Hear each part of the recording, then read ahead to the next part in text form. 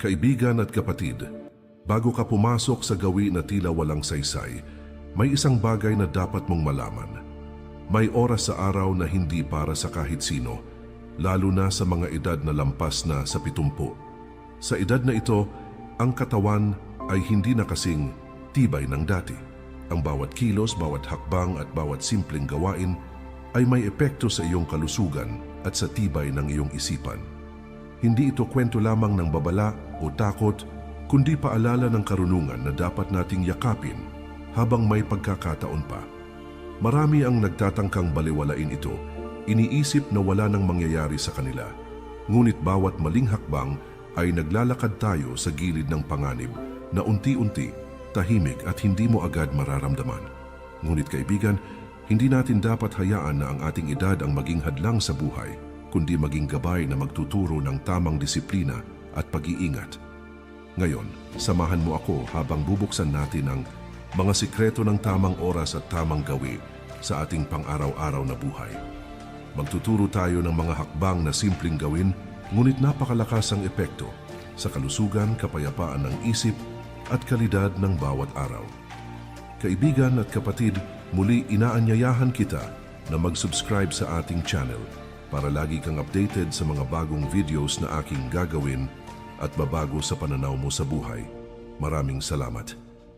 Dahilan number 1, kahinaan ng puso at daluyan ng dugo. Sa ganitong edad, ang katawan ay hindi na kasing tibay ng dati at ang bawat biglaang pagbabago sa temperatura o gawain ay maaaring magdulot ng panganib. Kapag naligo sa oras na hindi inirerekomenda, maaaring tumaas ang presyon ng dugo o magkaroon ng iba pang komplikasyon sa puso na hindi natin agad mararamdaman. Ang simpleng pagligo ay tila maliit na gawain lamang, ngunit sa katotohanan, may malalim na epekto ito sa kalusugan ng ating mga organo at sa pangkalahatang tibay ng katawan. Maraming matatanda ang hindi napapansin ang mga senyales ng kanilang katawan at iniisip na kaya pa nilang gawin ang lahat ng dati nilang gawi. Ngunit ang karunungan ay nagsasabi na sa bawat edad, may tamang paraan at tamang oras sa bawat gawain. Sa pamamagitan ng pag-iingat at pagtutok sa tamang oras ng pagligo, may iwasan ang biglaang panganib at mapapangalagaan ang kalusugan ng puso, utak at buong katawan. Ito ay hindi lamang simpleng babala, kaibigan at kapatid, kundi isang paalala na ang respeto sa sariling katawan ay susi sa mas mahabang buhay at mas payapang isip.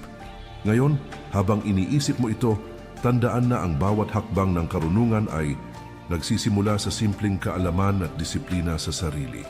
Kaya kaibigan at kapatid, pahalagahan natin ang ating sarili sa bawat maliit na gawain, sapagkat sa tamang panahon, malaki ang naitutulong nito sa ating kalusugan at katahimikan ng isip. Dahilan number 2, pagbagsak ng temperatura ng katawan at panganib ng biglaang pagbabago sa init. Sa edad na lampas na sa 70, ang katawan ay mas sensitibo sa pagbabago ng temperatura. Kapag naligo sa oras na hindi inirerekomenda, maaaring maranasan ang biglaang lamig o init na magdudulot ng stress sa puso at kalamnan. Ang mga kalamnan at kasukasuan ay hindi na kasing flexible ng dati, kaya mas madaling magkapinsala o manakit. Ang biglaang pagbabago ng temperatura sa katawan ay maaaring magdulot ng pagkahilo, panghihina o iba pang komplikasyon na hindi mo agad mararamdaman. Maraming matatanda ang hindi napapansin ang senyales ng pagod o labis na stress sa katawan at iniisip na kaya pa nilang gawin ang dati nilang routine. Ngunit ang karunungan ay nagsasabi na ang pag-iingat sa sariling katawan ay hindi tanda ng kahinaan kundi ng katalinuhan at respeto sa sarili. Sa pamamagitan ng tamang oras at tamang pamamaraan ng pagligo, may iwasan ng biglaang panganib at mapapangalagaan ang tibay at sigla ng buong katawan.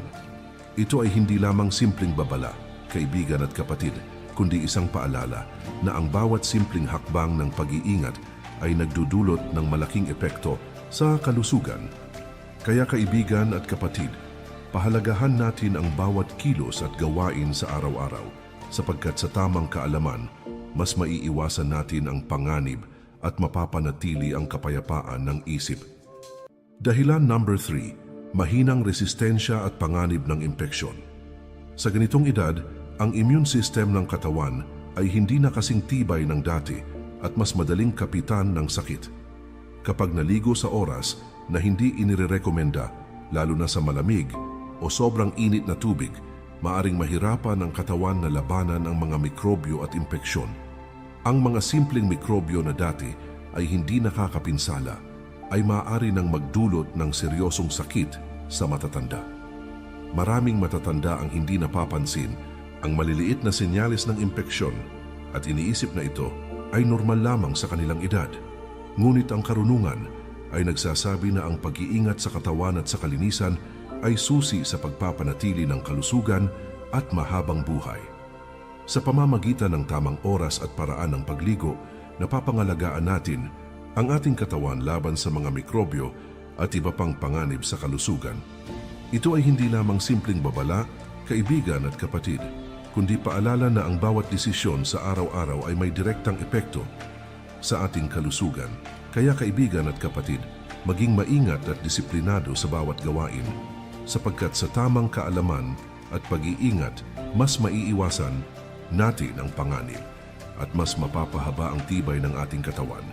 Ang respeto at pangangalaga sa sariling katawan ay tanda ng katalinuhan at pagmamahal sa sarili, hindi lamang para sa ngayon, kundi para sa mas maraming bukas na darating. Dahilan number 4, pagbagsak ng balanse at panganib ng pagkahulog. Sa ganitong edad, ang ating koordinasyon at reflexes ay hindi na kasing bilis at kasing sigla ng dati. Kapag naligo sa oras na hindi inirerekomenda, lalo na sa gabi o malamig na tubig, mas mataas ang posibilidad ng pagkahulog o pagkadulas. Ang simpleng pagkakadulas sa banyo ay maaring magdulot ng malubhang pinsala tulad ng bali ng buto o malalim na sugat. Maraming matatanda ang iniisip na kaya pa nilang gawin ang dati nilang gawain ng walang tulong, ngunit hindi nila alam na ang kanilang katawan ay nagbabago na. Ngunit ang karunungan ay nagsasabi na sa bawat edad may mga simpleng hakbang na dapat sundin upang mapanatili ang kaligtasan at tibay ng katawan. Sa pamamagitan ng tamang oras, tamang temperatura at tamang pamamaraan ng pagligo, napapababa natin ang panganib ng aksidente at pinsala sa katawan. Ito ay hindi lamang simpleng babala, kaibigan at kapatid, kundi paalala na ang bawat desisyon sa araw-araw ay may direktang epekto sa ating kaligtasan at kalusugan. Kaya kaibigan at kapatid, pahalagahan natin ang bawat hakbang at gawain sa ating araw-araw na buhay, sapagkat ang tamang disiplina at kaalaman ay nagdadala ng kapayapaan, ng isip at proteksyon sa katawan. Ang pag-iingat sa sarili ay hindi tanda ng kahinaan, kundi ng katalinuhan at respeto sa sariling buhay, upang mas marami pa tayong mapagdaanan na ligtas at payapa. Dahilan number 5, pagbagal ng metabolismo at panganib ng labis na pagkapagod.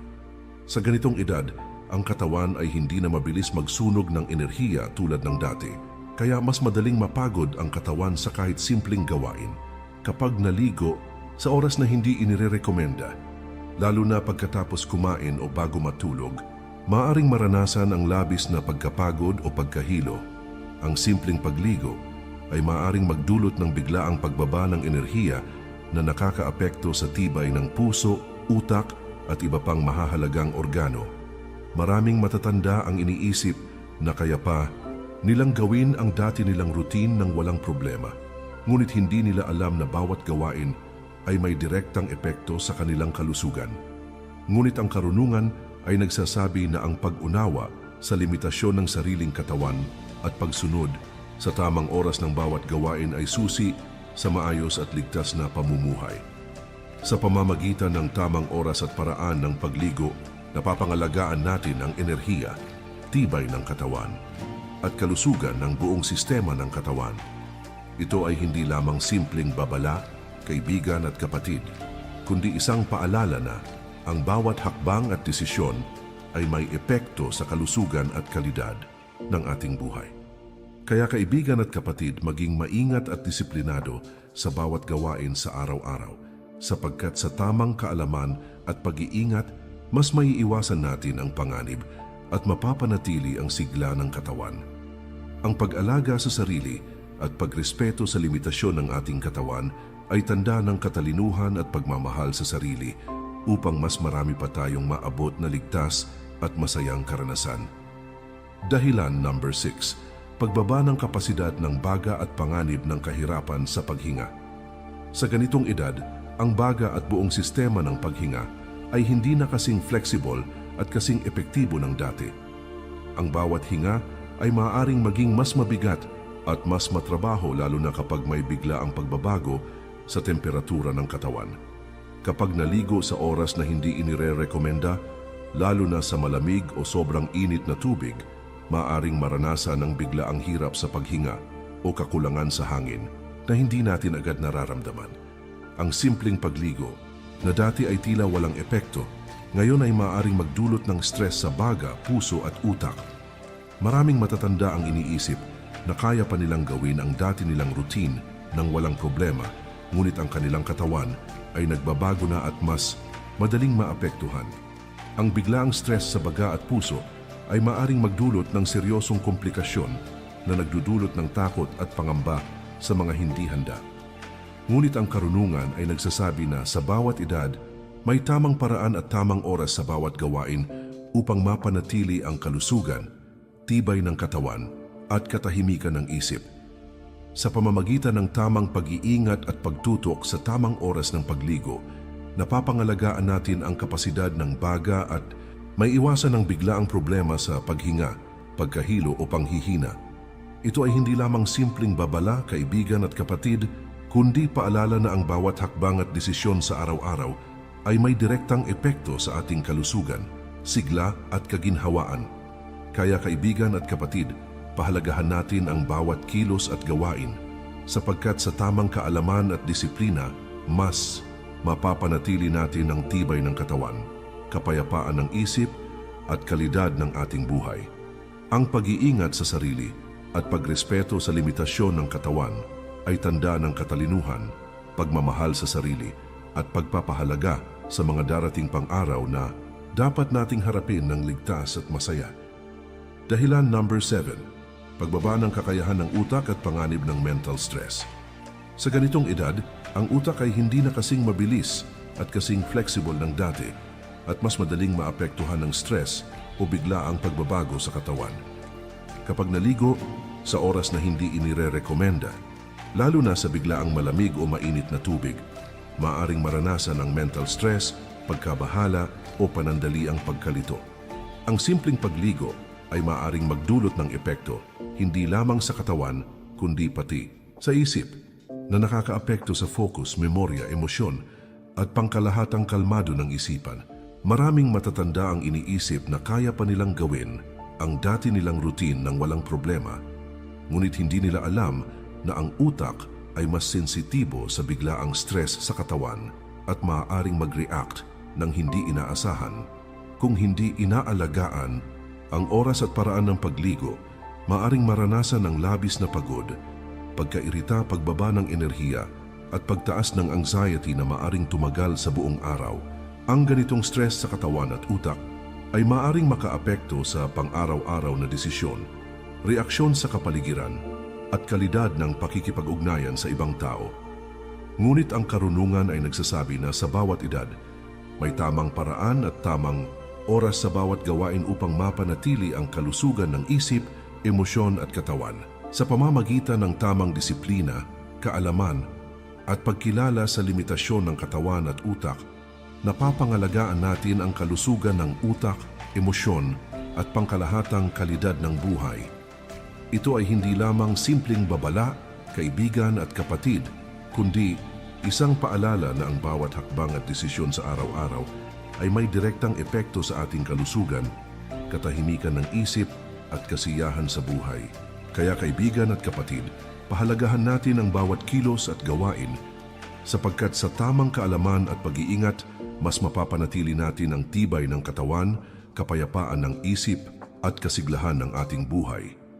Ang pagrespeto sa limitasyon ng ating katawan at utak ay tanda ng katalinuhan, pagmamahal sa sarili, pagpapahalaga sa bawat araw na patuloy nating tinatahak at paghahanda sa mas maraming araw na darating na may kaligtasan at katahimikan. Sa bawat simpleng hakbang ng pag-iingat, kaibigan at kapatid, tayo ay nagtataguyod ng mahabang buhay, mas malusog na katawan at mas malinaw na isipan upang mapagtagumpayan ang bawat hamon ng ating paglalakbay. Dahilan number 8, pagbaba ng kakayahan ng balat at panganib ng mga impeksyon o sugat. Sa ganitong edad, ang balat ay hindi na kasing elastic at kasing tibay ng dati, kaya mas madaling masugatan o magkaroon ng iritasyon kapag naligo sa oras na hindi inirerekomenda, lalo na sa malamig o sobrang init na tubig. Maaaring masira ang natural na proteksyon ng balat at madali itong kapitan ng impeksyon. Ang simpleng pagligo ay maaaring magdulot ng tuyo, pangangati o pagkabasag ng balat na nagiging daan sa mas malubhang komplikasyon sa kalusugan. Maraming matatanda ang iniisip na kaya pa nilang gawin ang dati nilang routine, ngunit hindi nila alam na sa bawat maling oras ng pagligo, napapahina nila ang depensa ng kanilang katawan. Ang sugat o impeksyon sa balat ay maaaring magdulot ng discomfort, pangangati at kahit malubhang sakit na makakaapekto sa pang-araw-araw na gawain. Ngunit ang karunungan ay nagsasabi na sa bawat edad may tamang paraan at tamang oras sa bawat gawain upang mapanatili ang tibay, kalusugan at proteksyon ng katawan. Sa pamamagitan ng tamang oras at paraan ng pagligo, napapangalagaan natin ang balat, napapalakas ang depensa ng katawan, at naiiwasan ang mga komplikasyon na maaaring magpabagal sa ating pang-araw-araw na buhay. Ito ay hindi lamang simpleng babala, kaibigan at kapatid, kundi paalala na ang bawat hakbang at desisyon ay may direktang epekto sa kalusugan, kaginhawaan at tibay ng katawan. Kaya kaibigan at kapatid, pahalagahan natin ang bawat kilos at gawain, sapagkat sa tamang kaalaman at disiplina, mas mapapanatili natin ang tibay ng katawan, kalinisan at kapayapaan ng isip. Ang pagrespeto sa limitasyon ng ating katawan at pangangalaga sa balat ay tanda ng katalinuhan, pagmamahal sa sarili, at pagpapahalaga sa mas maraming araw na darating na dapat nating harapin ng ligtas at malusog. Sa bawat simpleng hakbang ng pag-iingat, kaibigan at kapatid, tayo ay nagtataguyod ng mahabang buhay, mas malusog na katawan at mas ligtas na pamumuhay sa bawat araw. Dahilan number 9, pagbagal ng reflexes at panganib ng aksidente. Sa ganitong edad, ang reflexes o bilis ng reaksyon ng katawan ay hindi na kasing mabilis at kasing alerto ng dati. Kapag naligo sa oras na hindi inirerekomenda, lalo na sa gabi o sa biglaang pagbabago ng temperatura, mas mataas ang posibilidad ng pagkakadulas, pagkahulog o iba pang aksidente. Ang simpleng pagkakadulas sa banyo ay maaaring magdulot ng malubhang pinsala tulad ng bali ng buto, pasa o malalim na sugat. Maraming matatanda ang iniisip na kaya pa nilang gawin ang dati nilang routine nang walang problema. Ngunit hindi nila alam na ang katawan ay mas sensitibo at mas delikado sa biglaang aksidente. Ang bawat maling hakbang o pagkakadulas ay maaaring magdulot ng komplikasyon sa puso, utak at iba pang organo na nagiging dahilan ng matinding pangamba at takot. Ngunit ang karunungan ay nagsasabi na sa bawat edad, may tamang paraan at tamang oras sa bawat gawain upang mapanatili ang kaligtasan at tibay ng katawan. Sa pamamagitan ng tamang oras, tamang temperatura at tamang pamamaraan ng pagligo, napapababa natin ang panganib ng aksidente at napapangalagaan ang ating kaligtasan sa pang-araw-araw na buhay. Ito ay hindi lamang simpleng babala, kaibigan at kapatid, kundi paalala na ang bawat desisyon at hakbang ay may direktang epekto sa ating kaligtasan, kalusugan at kapayapaan ng isip. Kaya kaibigan at kapatid, pahalagahan natin ang bawat kilos at gawain sa araw-araw, sapagkat sa tamang kaalaman, disiplina at pag-iingat, mas mapapanatili natin ang tibay ng katawan, kaligtasan at katahimikan ng isip. Ang pagrespeto sa limitasyon ng ating katawan at pagkilala sa mga panganib sa paligid ay tanda ng katalinuhan, pagmamahal sa sarili at pagpapahalaga sa mas maraming araw na darating na dapat nating harapin ng ligtas at maayos. Sa bawat simpleng hakbang ng pag-iingat, kaibigan at kapatid, tayo ay nagtataguyod ng mahabang buhay, mas ligtas na katawan at mas malinaw na isipan upang mapagtagumpayan ang bawat hamon ng ating paglalakbay. Dahilan number 10, pagbaba ng enerhiya at tibay ng katawan. Sa ganitong edad, ang pang-araw-araw na enerhiya ng katawan ay mas limitado at mas madaling mapagod kaysa dati. Kapag naligo sa oras na hindi inirerekomenda, lalo na pagkatapos kumain o bago matulog, maaring maranasan ng labis na pagkapagod pagkahilo o panghihina ng katawan. Ang simpleng pagligo na dati ay tila walang epekto ay maaaring magdulot ng stress sa puso, utak at buong katawan na hindi agad nakikita. Maraming matatanda ang iniisip na kaya pa nilang gawin ang dati nilang routine, ngunit ang katawan ay nagbabago at mas sensitibo sa labis na pisikal na gawain. Kung hindi iniingat ang tamang oras at paraan ng pagligo, maaaring bumagal ang mga kilos, bumaba ang alertness, at tumaas ang panganib ng aksidente o iba pang komplikasyon.